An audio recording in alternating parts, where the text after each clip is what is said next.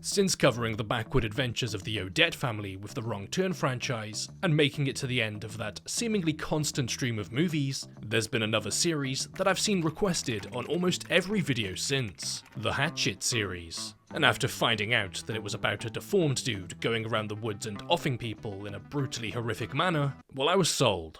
The movie begins with a father and son on a boat late at night, prowling the swamps in search of alligators. The son stands up to relieve himself, because, well, I guess he is surrounded by one big toilet after all. But suddenly an alligator jumps out of the water, thinking that someone was using little worms to bait fish. Shook up by that near miss, and still in need of using the bathroom, they pull over on land for him to finish, without the fear of a forced genitalia removal surgery. But when he returns to the boat, he finds his father laying there in a pool of his own guts, looking like a pack of mincemeat that was forgotten about after being left out to thaw. It's not genital removal surgery he's getting, but something else, as someone comes running out of the woods, rips his arms off, pulls his organs out, and tears his legs from his torso. So basically a forced removal of literally everything else surgery. It then cuts to the title card and quickly reminds us that this was a 2006 release, as it blasts us with Marilyn Manson while showing various different topless women partying at Mardi Gras. Before I then cut to the sponsor to remind you that you're watching a Big Will video while showing you various different bits of gameplay with definitely not any topless women partying at Mardi Gras.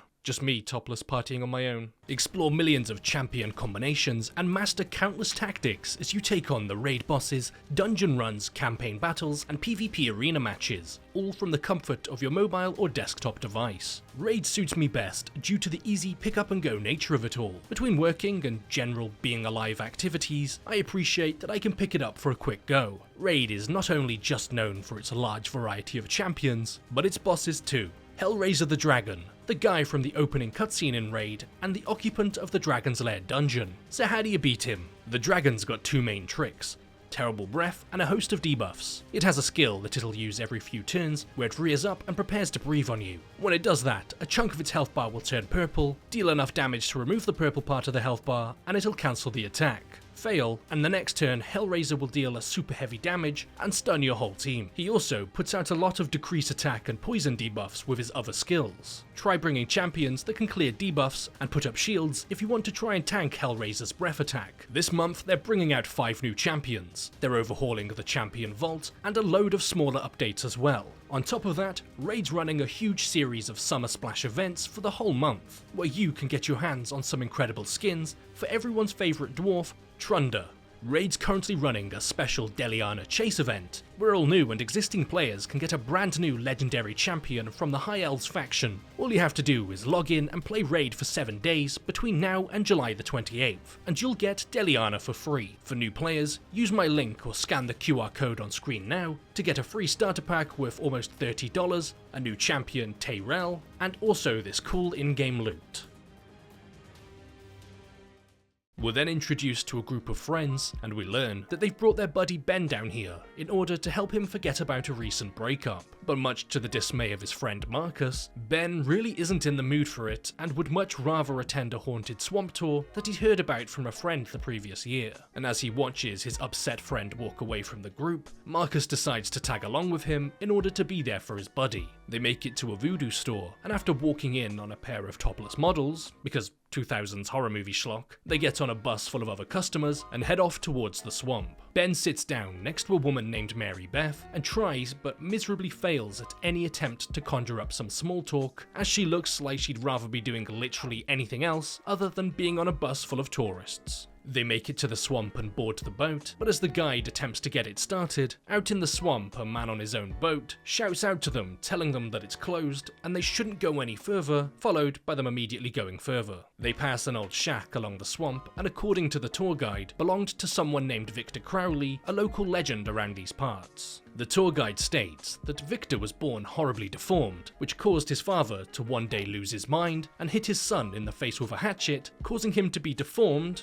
but more. The guide then turns out the lights in an attempt to spook the tourists, but as he turns them back on, revealed for a split second is what appears to be a large deformed man watching them from the trees. The boat then hits a rock, which causes it to be stuck in place and to start taking on water. The boat very quickly begins its conversion to a submarine, causing Jim, an elderly tourist, to attempt to climb off using a nearby tree. But he slips and offers his leg up as a nice tasty snack for an alligator, causing Mary Beth to save him by shooting the animal, because you never know when you'll need a gun. They've got big mosquitoes out here. She's brought the weapon, not just as an advanced form of bug spray, but because she's looking for her brother and father who went missing out here 2 nights ago, Freddy Krueger and Worm Penis. But she isn't privy to the knowledge of them suffering from a little-known condition called "Where have all my limbs gone?" She tells the group that Victor Crowley is very much a real thing, but the story fabricated by the tour guide is not. She tells them all that he was born horribly disfigured and hidden away in the woods by his father for his own sake. Until one Halloween night, a group of teenagers set the cabin on fire in an attempt to get a glimpse at Victor by forcing him out. You know, arson. A little bit of light-hearted teenage fun. His father returned home, but was unable to get through the front door, so began hacking his way through it with a hatchet. The only problem being, Victor had his head up against the door, so when the father broke it open, not only did the door break, but so did Victor's skull. After that, the father refused to leave his home and stayed there until his death some years later, and shortly after that, people began to go missing in the area. They then spot the real Crowley house in front of them, and the only road out of the area is somewhere on the other side of it. So they begin making their way in that direction, when suddenly they hear a strange noise bellow out that sounds an awful lot like someone calling out for their dad. It stops them dead in their tracks, but the old couple continue onwards, thinking that it could be someone who could help Jim. Jim gets relieved of his pain alright, perhaps a little too relieved, as Victor comes running out wielding a hatchet and begins hacking at his shoulder until he slices him in 2 diagonally down the middle. Shannon, his wife, attempts to make a run for it, but Victor grabs her and tears her jaw from her face until her head is entirely snapped backwards. Mary Beth pulls out her bug spray repellent and plants one in his chest, causing him to drop to the floor.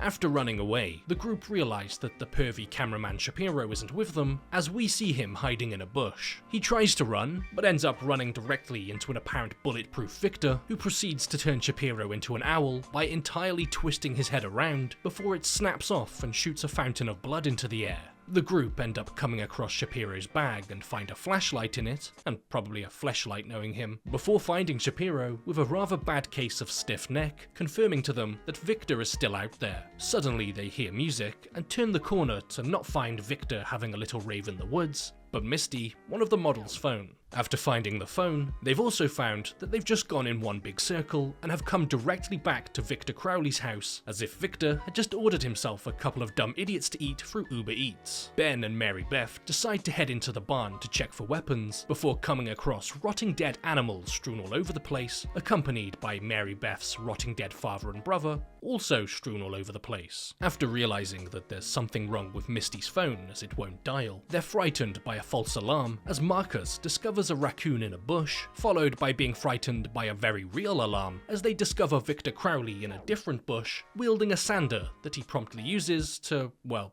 sand Jenna's face with. Mary Beth hits him over the head with a shovel, before Victor takes said shovel and uses it to confiscate the tour guide of his legs, before being greedy and deciding to take his head too. Jenna's left with a smile that only a mother could love, before Victor picks her up and impales her through the handle of the shovel, as if she's some kind of Jenna tour guide shish kebab. The group are then suddenly attacked by Victor, but as he's not very good at crowded situations, he tenses up with social anxiety, giving Ben the opportunity to stab him with a pitchfork and run. They once again stop for a little chit chat after running through the woods, because apparently this movie is 60% running through woods and stopping, 15% boobs, and 25% violence. While already having the upper hand and running away, they decide that their best option is to stand their ground and fight the incredibly strong mutant ghost creature instead of, not doing that. They sneak their way back to the barn, once again, the location that they have just previously ran away from, twice now, and Ben goes looking for cans of gasoline because apparently that's the type of thing mutant ghost creatures like to keep stocked up on, when suddenly Misty's now decapitated head is thrown at him, and her body for good measure, and Victor rushes him. Mary Beth attacks him from behind, planting a claw into the back of his skull, while Marcus just kinda stands there like, yep. Ben douses him in gasoline and throws a lighter at him, engulfing him in flames and causing him to do a little dance before falling to the floor. A rain dance apparently, because now it's doing that. Victor hasn't kept up with the upkeep of the barn on account of him being a supposed ghost and all of that, so the rain falls right through the roof and puts the fire out. And instead of just finishing him off for good while they have the perfect chance to, they decide to just run away, like they were doing before, when they decided to turn back and kill him.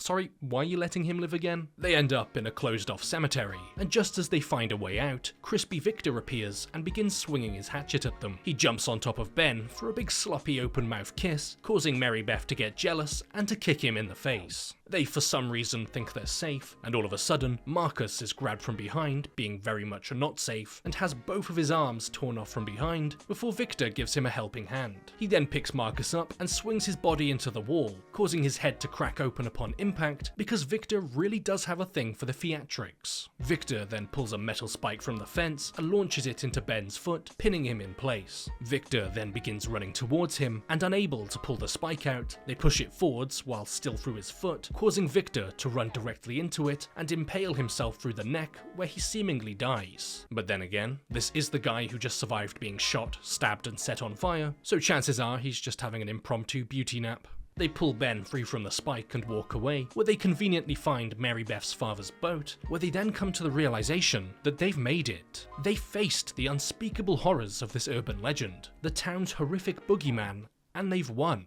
Oh no, Victor just Friday the 13th Mary Beth. Ben then puts his hand into the water to reach down for her, and just as she's being pulled up, she realizes that she's holding onto Ben's severed arm that Victor actually has a hold of, and then the movie ends. I love a happy ending. Before we finish things up, I just want to let you guys know that I've got a Twitter, so if you want to stay up to date with what videos are coming out in future projects, please consider hitting that link below and giving me a follow over there. And before we come to an end, I'd just like to give a big shout out to my patrons. A big thank you to Dom, Hunters263, Rebecca Pitts, A Dandy in Space, Martin Brannan, Natasha Twyman, Jarrett C. Bees, Pascal Mathis, Fighting the Pirates, Richard McGowan III, Macy J, Reese Harford, Chris, Michelle, Dennis, Wade Knott, Ashley L. Wintz, Christopher Butsky, Joshua Torres, Billy Kyle, Remy, Fire Goes Fast, Josh Brooks, Ash Kamahara, Dyreme, Robert, Dark Shiva, Josh Hannon, Linda Martinez, Billy Whitaker, Kadaf Lopez, and Axel Not Chicken Imp,